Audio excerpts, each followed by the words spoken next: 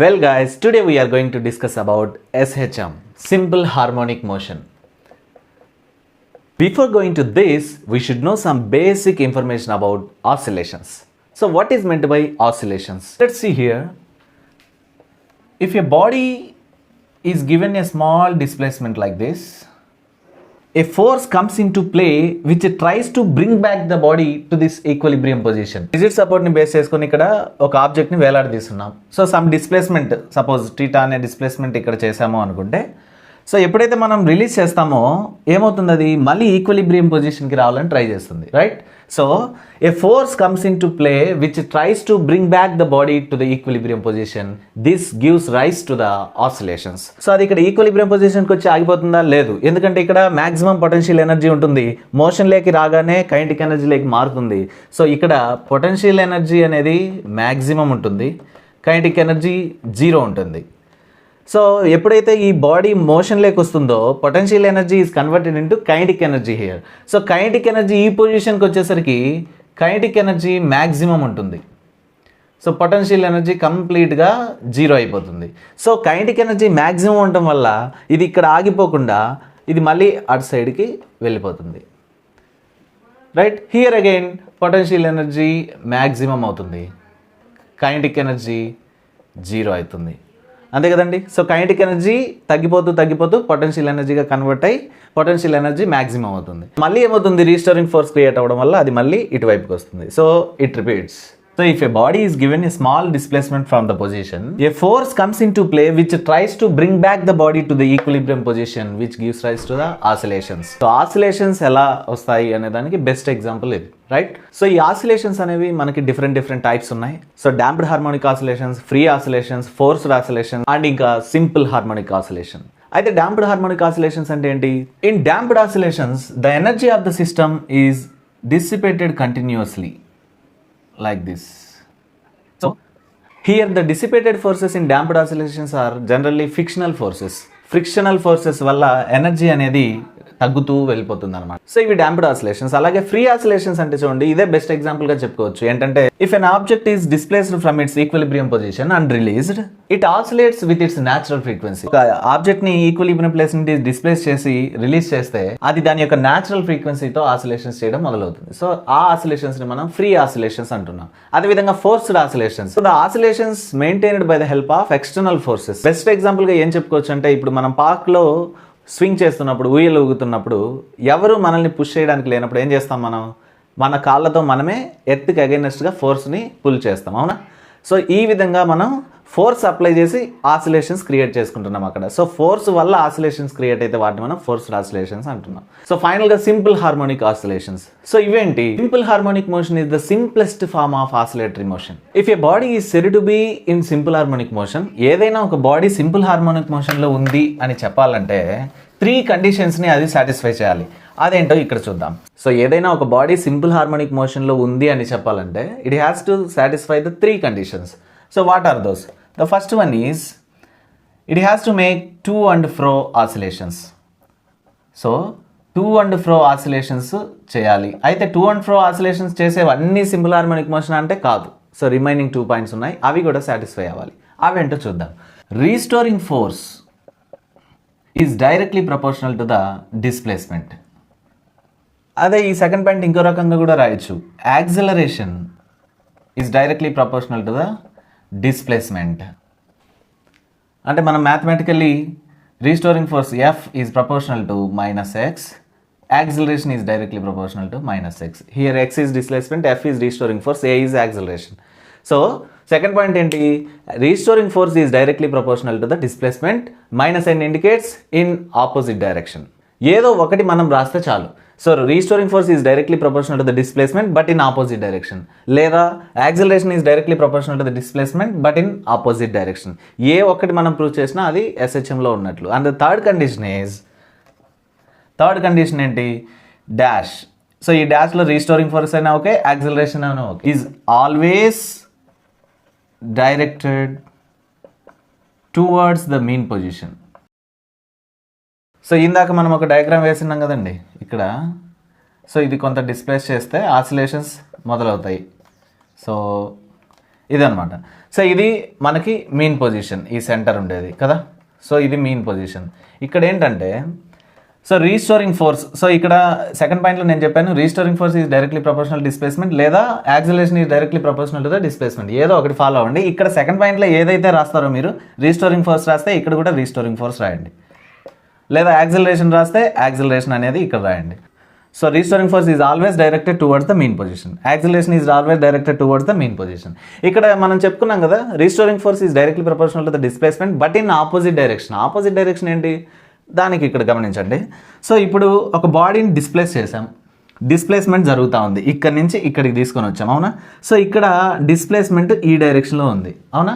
అయితే ఎప్పుడైతే మనం రిలీజ్ చేస్తామో అప్పుడు ఏమవుతుంది, ఆ బాడీ ఇటు సైడ్కి రావడానికి ట్రై చేస్తుంది, రీస్టోరింగ్ ఫోర్స్ క్రియేట్ అవుతా ఉంది ఇటువైపు తీసుకెళ్లే కొద్దీ. సో దాని యొక్క డైరెక్షన్ ఎలా ఉంది ఎంతసేపుడికి కూడా టువర్డ్స్ ద మీన్ పొజిషన్ ఉంది, అందుకే బట్ ఇన్ ఆపోజిట్ డైరెక్షన్ అన్నాం రైట్.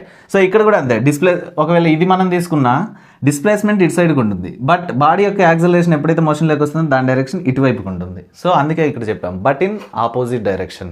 సో సింపుల్గా మనం డెఫినేషన్ ఎలా రాయొచ్చు అంటే a body is said to be in simple harmonic motion if. So ఒక బాడీ సింపుల్ హార్మోనిక్ మోషన్లో ఉంది అని చెప్పాలంటే ఈ 3 కండిషన్స్ సాటిస్ఫై చేయాలి. If it moves to and fro about its main position మీద టు అండ్ ఫ్రో ఆసిలేషన్స్ చేయాలి. And second one, at any point the restoring force is directly proportional to the displacement or the acceleration is directly proportional to the displacement, whatever. So the acceleration or the restoring force is always directed towards the mean position. So simple ga ee definition ni 3 points tho manam rastam. So definition enti, a body is said to be in simple harmonic motion if it moves to and fro about its main position such that at any point the restoring force is directly proportional to the displacement but in opposite direction. And the third point enti, restoring force is always directed towards the main position. Edo okkati follow avani chalu, acceleration aina sare restoring force aina sare. Now let us see the motion of projection of a particle performing uniform circular motion on any diameter is SHM. Particle అనేది uniform circular మోషన్లో తిరుగుతూ ఉన్నప్పుడు దాని యొక్క projection అనేది diameter మీద చేసే oscillations simple harmonic motion అని ప్రూవ్ చేయండి అని అంటున్నాడు. Suppose A particle P is moving on uniform circular motion of radius A, here it is the particle, with angular velocity omega in anti clock wise direction. అంటే ఇక్కడ ఒక uniform circular అనేది మనం ఇక్కడ తీసుకున్నాం. So particle P is performing uniform circular motion. So ఈ సర్క్యులర్లో ఇది తిరుగుతూ ఉంది అనుకుంటే పార్టికల్ యొక్క ప్రొజెక్షన్, సపోజ్ ఇప్పుడు దీనికి XY యాక్సెస్ తీసుకుందాం. సో XY యాక్సెస్ తీసుకుంటే ఇది X, ఇది X డాష్, ఇది Y, ఇది Y డాష్. సో దీని యొక్క పార్టికల్ యొక్క పార్టికల్ ప్రొజెక్షన్ని మనం ఇక్కడ P డాష్ అనుకుంటే, సో ఇక్కడ డిస్ప్లేస్మెంట్ని Y అనుకుందాం మనం. సో ఇక్కడ ఏర్పడిన యాంగిల్ని θ అనుకుందాం. సో ఇదేమవుతుంది, కొంత టైం T తర్వాత పార్టికల్ అనేది ఇక్కడ ఉంది కదా, ఇక్కడికి మూవ్ అవుతూ ఉంటుంది అవునా. అంటే ఇక్కడ ఏంటి, ఒమేగా అనే యాంగులర్ వెలాసిటీతో పార్టికల్ అనేది సర్క్యులర్ మోషన్లో ఉంది. అయితే పార్టికల్ యొక్క ప్రొజెక్షన్ ఈ XX డాష్ డయామీటర్ మీద చేసే ఆసిలేషన్స్ సింపుల్ హార్మోనిక్ మోషన్ అని ప్రూవ్ చేయమంటారు. ఇక్కడ చూడండి, పార్టికల్ P అనేది ఇక్కడ ఉంది, దాని యొక్క ప్రొజెక్షన్ ఇక్కడ ఉంది. సపోజ్ పార్టికల్ P ఇక్కడికి వచ్చేసింది అనుకోండి, కొంత టైం తర్వాత ప్రొజెక్షన్ ఇక్కడ ఉంటుంది. పార్టికల్ P ఇక్కడ ఉంటే ఇక్కడికి వచ్చేసి ఉంటుంది, ఇక్కడ ఉంటే ఇక్కడికి, ఇక్కడ ఉంటే ఇక్కడికి, ఇక్కడ ఉంటే ఇక్కడికి వచ్చేసింది.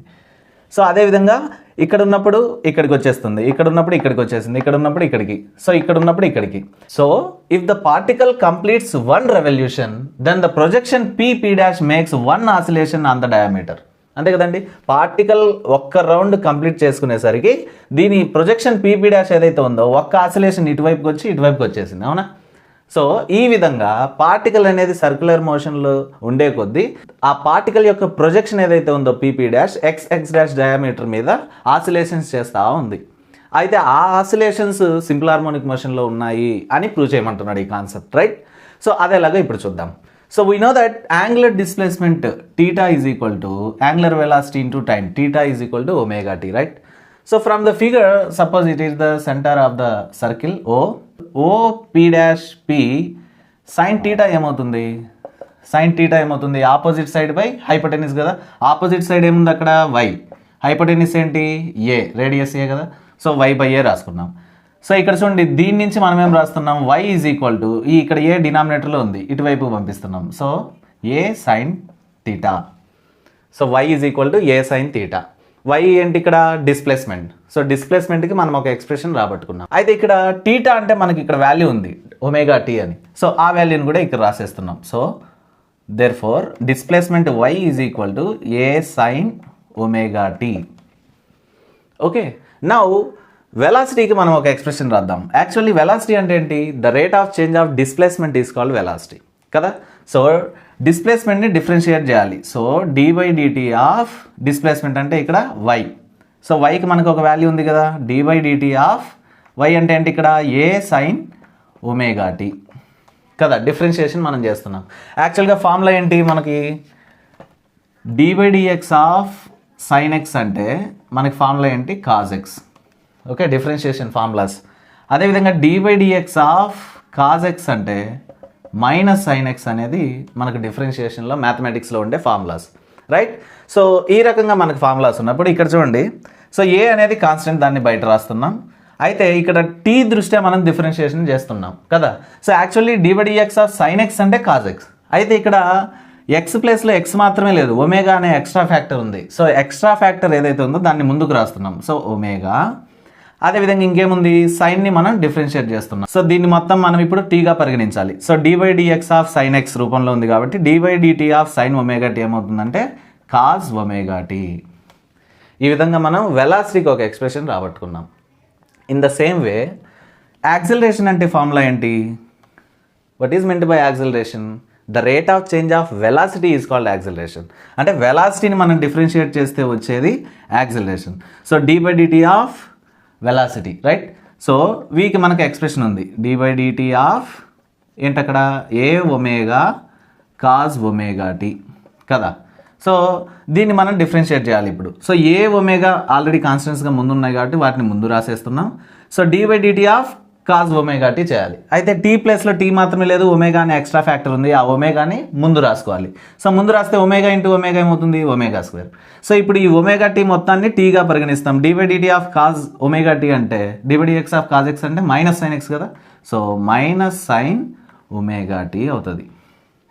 ఓకే, సో ఈ రకంగా ఇక్కడ రాసుకున్నప్పుడు మైనస్ని బయట రాస్తున్నాం. మైనస్ ఒమేగా స్క్వేర్ ఉంది కదా, ఒమేగా స్క్వేర్ రాస్తున్నాం. ఏని లోపల పంపిస్తున్నాం. A sine omega t. A sine omega t అంటే ఏంటి ఇక్కడ? వై కదా.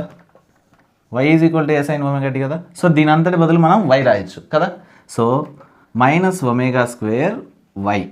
సో ఇదేంటి? Acceleration. A is equal to minus omega square y అన్నప్పుడు a proportional to minus y కదా. So acceleration is directly proportional to the displacement but in opposite direction. Thus we can say that the motion of projection of a particle performing uniform circular motion on any diameter is simple harmonic motion. అంటే particle యొక్క projection ఈ diameter మీద చేసే oscillations simple harmonic మోషన్లో ఉన్నాయి అని ఇక్కడ మనం ప్రూవ్ చేసాం. సింపుల్ కదండి. సో డిస్ప్లేస్మెంట్కి ఒక ఎక్స్ప్రెషన్ రాబట్టుకున్నాం. Rate of change of displacement is called velocity. వెలాసిటీకి ఒక ఎక్స్ప్రెషన్ రాబట్టుకున్నాం. అదేవిధంగా rate of change of velocity is called acceleration. యాక్సిలరేషన్కి ఒక ఎక్స్ప్రెషన్ రాబట్టుకున్నాం. దాని నుంచి ఏ ప్రపోర్షనల్ టు -y రాసుకున్నాం. For any doubts use the comment section. Thank you.